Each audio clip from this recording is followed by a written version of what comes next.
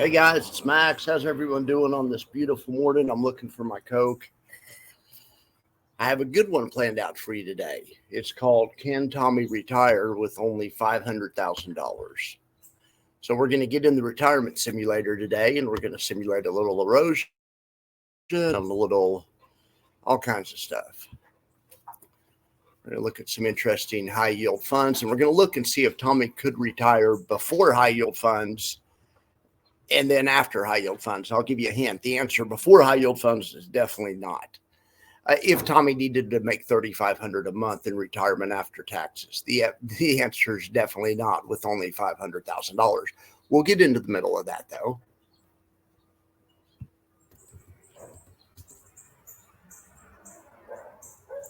How are these high yield ETFs changing the way people retire? Should these effing things come with the warning label?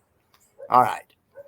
So in the old days, if there's a product like this, well, first of all, it would have been a mutual fund, not an ETF, because they didn't really have ETFs. Well, the SPY was the first ETF I remember. That happened on like 97 or something.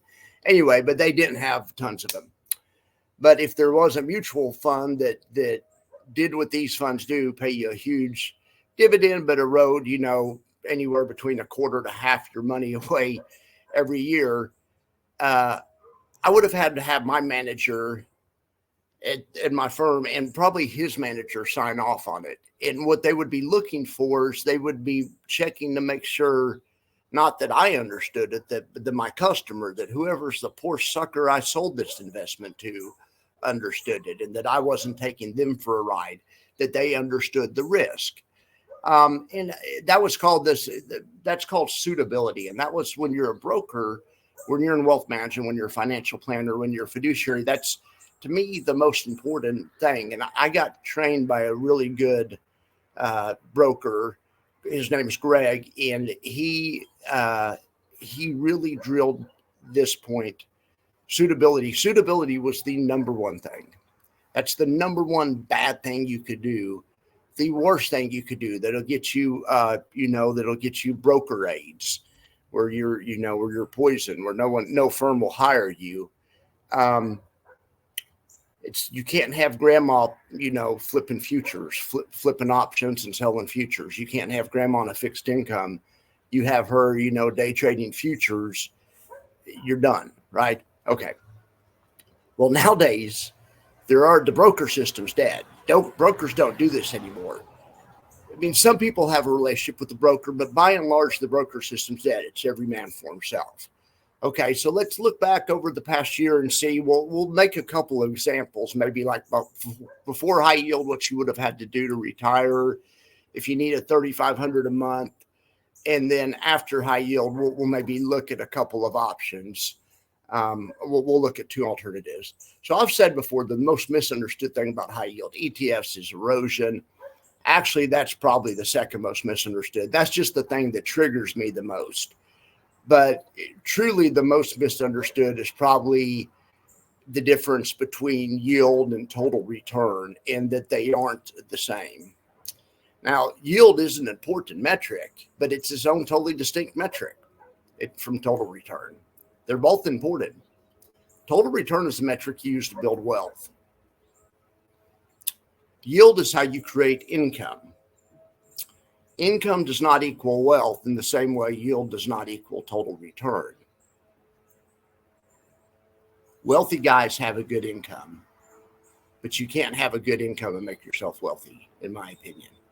The wealth has to come from the growth of your assets, your business, primarily. That's the way it typically works.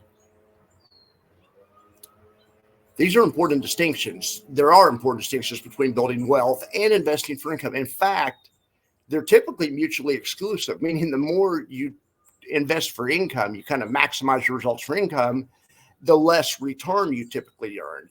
And if you maximize your results for total return, which is what counts for wealth building, then almost necessarily you have less income. So it's a balancing act. It's like anything else. But of course, return's the important thing we need to keep focused on. That's what starts the snowball. That's return is how you compound.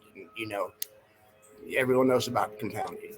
That's the eighth wonder of the world. Who said that? Charlie Munger, or was that Warren Buffett? But all right. Let's accumulate wealth, not income. What would happen if we had, $500,000 retirement? We need 3,500, and could we get it? Okay, I know I've already teased this. All right, so at what cost can we get it? So this is where best practices come in. These funds weren't around. Truly high yield funds have only been around about 1.5 to 2 years. So there's really not a lot of information or data out there. I gave you guys some basic rules. Only if you need income is the most important one, and don't use more than 20% of these in your portfolio. So keep your growth at 60. If you're 60-40, do 60-20-20. That'd be 60 growth, 20 income, standard fixed income bonds, something like that, REITs, and then 20% in your high yield portfolio. If you're all growth, then it would be it'd be 80% growth and 20% in high yield. I wouldn't go any more than that. We didn't really have a bunch of data to base that on. Well, that was just kind of me guessing based on my experience, kind of eyeballing it, thinking what could be, what kind of risk could the average investor bear? And that's what I came up with, 20%. Now we have all this data and I built this machine. We can go back and look and see how that advice works and where it was wrong. And it may have been too conservative in other spots. But anyway, all right. So this is what I'm really interested in. So, all right. So before he couldn't do it, right? Let's simulate that. Let's simulate before. All right. So here's Tommy right here. It says Max's retirement, but anyway, 500,000 right there. So here's portfolio allocation A, B, and C. Okay. We'll get to A in a second. B is your standard 60-40. Okay. So let's look at, forget about A for now. Let's look at B. So B, when we need 3,500 a month. Well, B, we did well on NAV. Our 500,000 turned into 634,000. That's a great job. Unfortunately, we only created about $12,000 worth of income. So, and unfortunately, after taxes, and I lowered the tax rate because if you only had this much money, you aren't going to be 37. I just guessed 28. I could have gone 25, maybe even. But anyway, we put it down to 28 to make it a little bit more realistic. But, even then, that's only $9,000 after taxes, which is only like $750 a month, $25 a day. So definitely not going to retire the conventional way. I mean, obviously you aren't going to retire 60, but anyway, I just wanted to show how short you would be. Okay. So, portfolio C, what I did with portfolio C is I made it 50% growth. And then I put 50% in QYLD. QYLD has been around forever. So I'm simulating what you would have had to do prior to 2 years, 3 years ago, 4 years ago, QYLD was the only show in town. And there was the JP Morgan one too, JetQ, but there wasn't very many choices. Well, actually, the JP Morgan one started in 2020. Prior to 2020, they weren't even there. But QYLD's been around since 2013. QYLD and XYLD. So it was the only choice. If we would have gone 50% growth, 50% QYLD, the monthly payment was $1,900. It wasn't enough. Okay. So I simulated that before the video. Okay, so what a person would have to do if they came to me and they only had $500,000, but they had to have $3,500 a month after taxes, what you would have had to do with them back in the day, or one alternative you could have done. There's others, but this is the first one that comes to mind is 100% QYLD. It's really, I think, the only thing that's going to get you there. Now, so that's what we did. We put it in. Portfolio C is right there, 100% QYLD. So that's $500,000 in QYLD. Okay, and we'll compare it to the 60-40 guy. Now, here's the thing. The NAV is only 557. Okay, because it's, high yield funds, they don't get as much upside, right? So, when we're 100% in it, that's not good, right? The good thing is we did get $64,000 worth of income because that thing consistently pays 10, 11, 12%. So that's fine, I guess. 64,000. So after our taxes at 28% tax rate, after tax income should be 46,000. That's not bad. That gets us 3,800 after taxes. So that would get you there. that would get you there. However, look at it just compared to I was going to say two things. First of all, there's no erosion. QYLD over this time period, over this 1 year time period, did not suffer any erosion, depletion, or anything. That's great, right? Because the dead factor's low. Well, yes, but there's direct erosion and indirect erosion. There's explicit erosion. There's explicit erosion and implicit erosion. These guys suffered some indirect or implicit erosion because, they didn't have any direct erosion. The high yield fund they happened to invest in didn't lose any NAV. Okay, great, good job. But compared to like their friend Joe that has a 60-40 portfolio, and that doesn't need $3,500 a month or whatever, so he has a more standard retirement. You can really see the difference. There's a difference of about $60,000 or $70,000.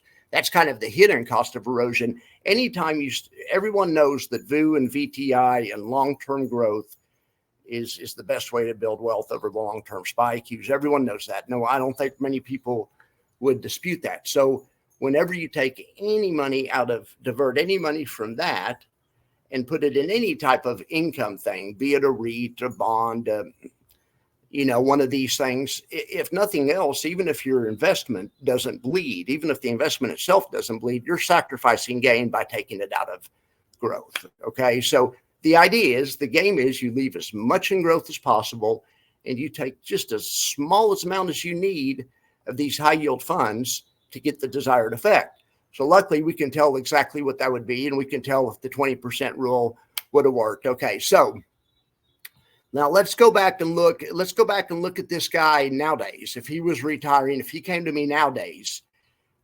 there's a couple of things come to mind. The first really easy one, and a lot of people have basically done something similar to this, is just get YieldMax, get all the YieldMax funds. YieldMax did not have a year's worth of data, but what I did to simulate it is I just held every YieldMax fund. There were 17 that have been around a year. I held them for a year. So remember, it's a 20% allocation. And so I had a leftover 3%. So I just put it in SCHD, but let's do this to kind of make it more like apples to apples. This would be smart. Just put it in QYLD, the extra little bit. QYLD is just kind of a good steady Eddie. Boom. Okay. So that would be one way to plan. That'd be one thing Tommy could do. He could still keep the 60% in growth. So let's see if he would have done that a year ago, how that would have worked out.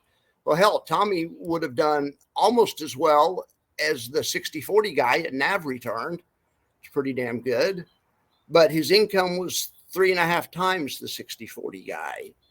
So that's really good. We have options nowadays. Literally and figuratively and every other way. Okay, but now what about the erosion and what about the taxes? Can you make money after taxes and after erosion? Well, after you take 28% out, it's harder to make money because you only have 35,000 left. Okay. Still, though, it leaves you a total gain, the 35,000 plus how much the NAV was up of 159,000. That's a 31% gain on the year. It's been a hell of a year. This would have been a great allocation. I think anyone would have been happy with a portfolio like this. Now, unfortunately, because it had YieldMax funds, some of them have what you guys call erosion, or anyway. So I threw it all in the bucket, and there's $8,000 of it, but that's not a whole lot on a $500,000 account. The dead factor, which stands for decay, erosion, and depletion, and it also stands for the odds that your partner will kill you if you don't want to roto your money away. That's the idea. If you have a dead factor of 20, it means you've basically sold a fifth of your assets. And anyway, all right. That's not what I would want to do, but it's up to you. You do you. Okay, but this YieldMax plus QYLD was a totally reasonable. Now, what's his name? He couldn't have made $3,500 a month. Maybe he needs to learn how to budget a little better, see if he can live on $3,000 a month, or maybe work 5 more years. If he's trying to take early retirement, $500,000 ain't going to cut it. Maybe he owns his house or something. Maybe there's some other stuff going on. He has a rich uncle, but $500,000 is not going to cut it. But At the same time, he's not going to be in this, he's not going to be at the soup kitchen either. If he want, he could use a portfolio similar to YieldMax and a little QYLD. Okay, so that's one thing he could do.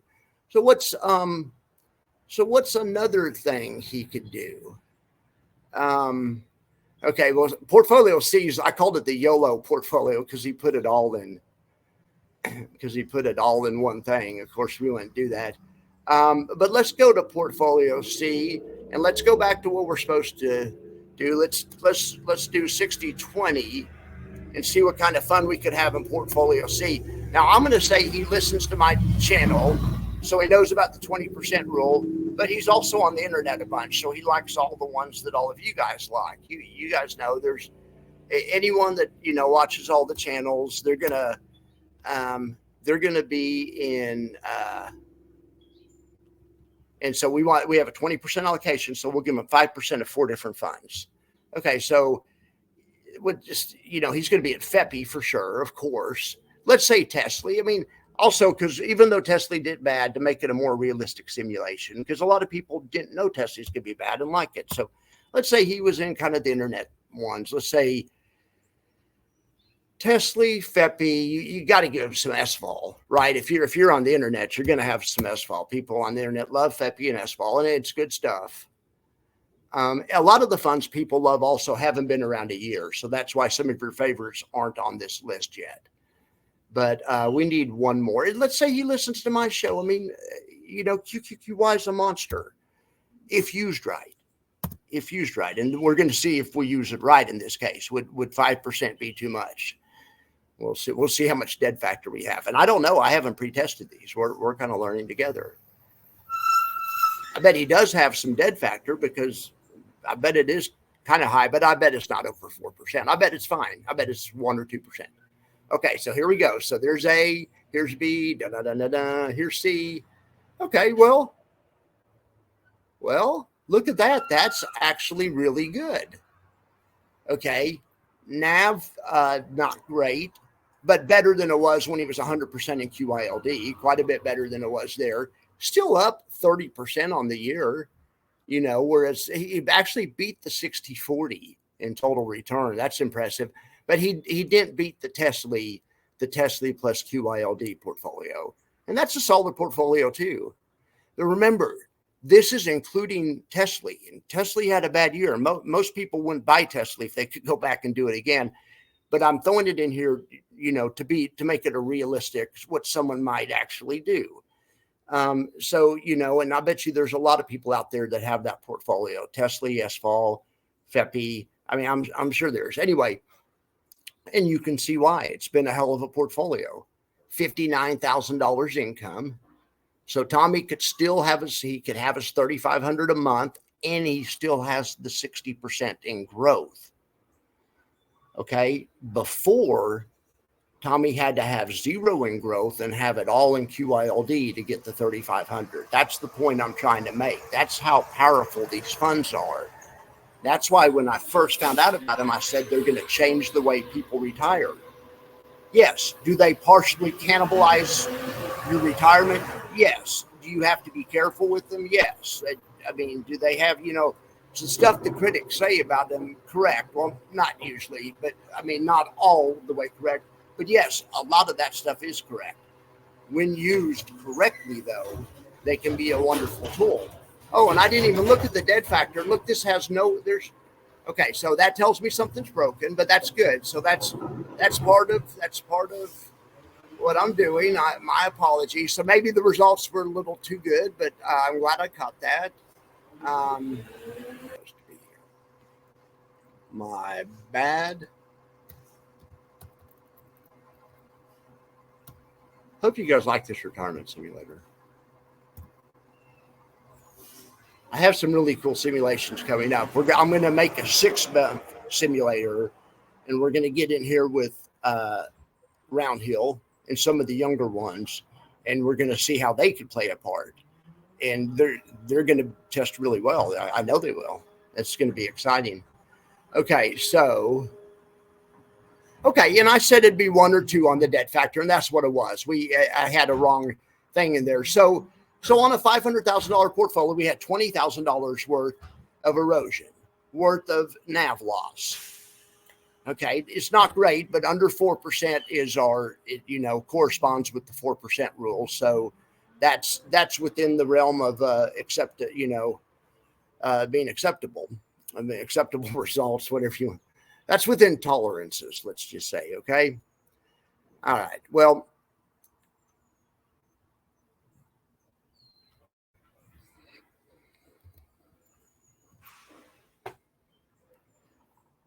so yeah, I just simulated, Tommy. We could have done SVOL.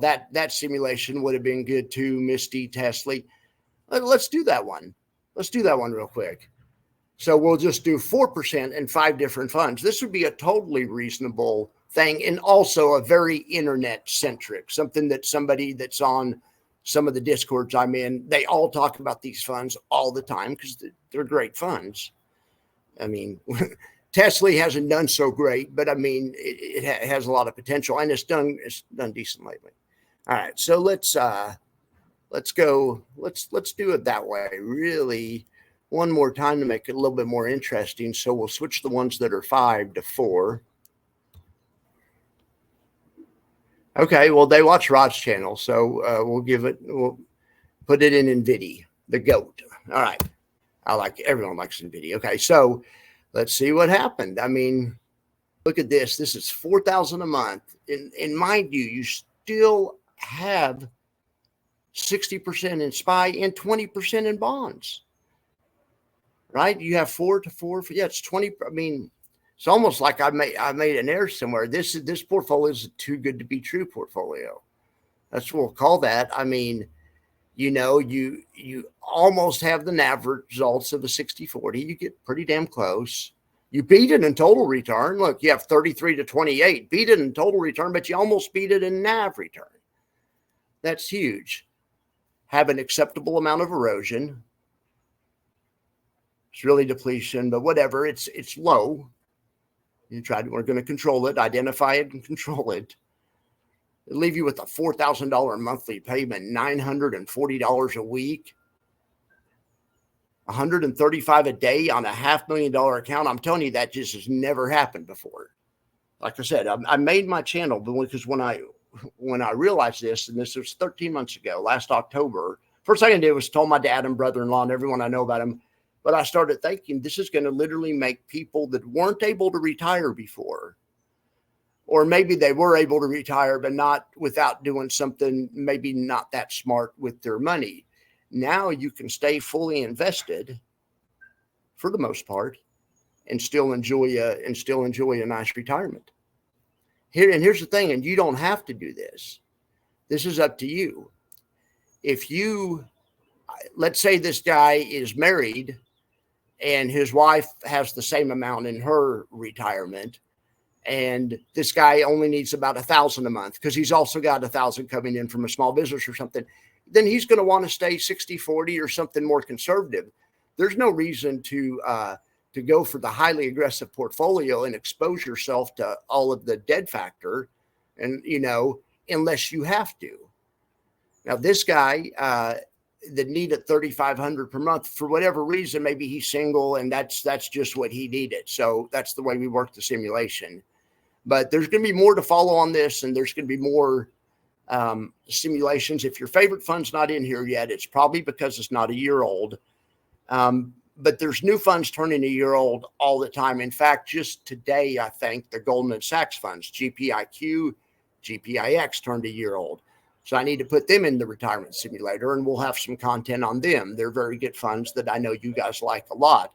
Also, I think Bali's probably coming up on its 1 year. So we'll get it all in there, and we'll get these allocations figured out. But right now, I'm going to say the best allocation so far is going to be, it's looking backwards, but it's a reasonable allocation. I could see the same allocation being decent in the coming years. But it's going to be 4% Misty. Here, let's do this. We need to do this equals. Wait, it just got kind of chilly here in Austin, like a little cold front just came through. I just got a shiver. Oh, man. I love it. Hopefully, we're going to get some rain. It's kind of dark. This will make it a lot easier to see. I love fall. Okay, so yeah, the miracle allocation right now, and I'll put this in the comments: 4% triple QY, 4% SVOL, 4% TSLY, 4% FEPI, 4% NVDY.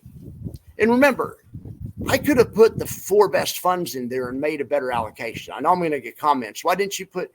I was trying to make something realistic that somebody actually might have done last year in real life. I'm trying to simulate this, but we don't want to cheat the simulator. We want to, try to do things that are realistic.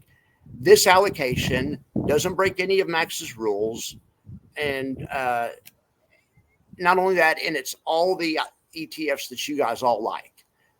Maybe not triple QY, but all the other ones are ones that you guys all love. Misty, they're all, So in any event, we'll have more simulations coming soon. All right, guys. Well, I really appreciate you being here. And I'm going to probably go inside. I really think it's getting ready to pour out here. Like I say, I would love it. I would absolutely love it. All right, guys. You have a great day.